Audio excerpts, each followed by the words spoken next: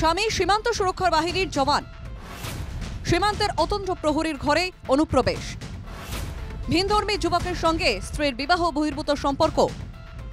এই বিষয়টি নিয়ে বৃহস্পতিবার উত্তপ্ত হল শ্রীভূমি শহরের নীলমণি রোড এলাকা। অভিযোগ, স্বামী বাড়িতে না থাকার সুযোগে এক ভিনধর্মী ই রিকশা চালকের সঙ্গে বিবাহ বহির্ভূত সম্পর্কে জড়িয়ে পড়েন ওই বধূ। কিছুদিন ধরেই বিষয়টি নিয়ে গুঞ্জন চলছিল এলাকায়।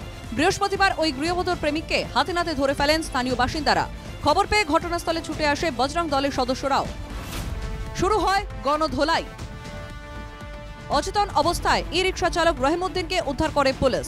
স্থানীয় জনগণের দাবি, ওই বধূর পরিবারকে পাড়া ছাড়তে হবে। বাইরে শুনি যে মুসলিম একটা ছেলে আমরা কারারি একটা হিন্দু মেয়ের সঙ্গে, মেয়ে কি তাই বিএসএফ এর বউ, যদি আমি নাম কইতাম না, কিন্তু বিএসএফ এর বউ তাই তাই বিএসএফ এর বউ তাই জামাই আজকে দেশ রক্ষা করার লাগে তাই জামাইয়ে করে, আর তাই মুসলিম ছেলের লগে এইরকম করেন। তখন আমরা পাড়ার মানুষ সবে মিলিয়া একটাই ঠিক করছি, তাই মা ভাই বাবা আমরা পাড়াত কেউ রুইতে পারতো না, আর মুসলিম ছেলেটারে আমরা পুলিশের হাতে উঠাইয়া দিছি। স্থানীয় বাসিন্দাদের দাবি, রহিমের মোবাইলে পাওয়া গেছে গৃহবধূর আপত্তিকর ভিডিও, ফটো। তার মোবাইলে প্রথম তো আমরা জানি না, বজরং দলের সব আইছে, তারপরে তারা আইয়া মানে তারা কিরকম জানছে এটা আমরা খুঁজতে পারতাম না, যেহেতু পরে দিকে আমরা তার মোবাইলও বাজে বাজে ফটো ভিডিও সব দেখছি, তারপর আমরা জানছি এটা।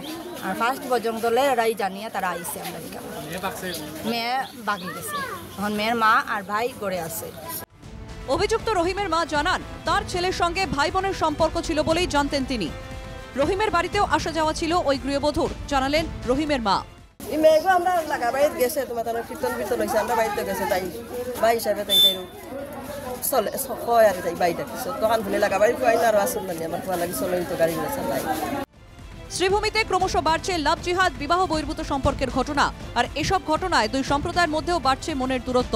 প্রশ্ন হলো, কতদিন হিন্দু নারীদের সুরক্ষা দেবে বজরং দল? শ্রীভূমি থেকে মিষ্টু দত্তের রিপোর্ট, এনকেটিভি বাংলা।